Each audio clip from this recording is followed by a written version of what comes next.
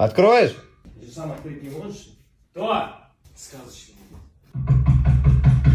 Совсем юмора не понимаю. Здесь живет, слышь, какой-то шкет маленький. Что за дерьмо, блядь? Маленький петух, блядь.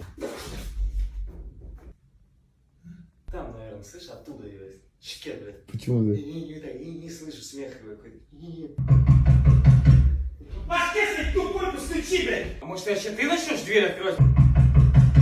Фу, блядь! А? Надо съезжать уже отсюда, если вот это постоянно дерьмо какое-то. Тубать.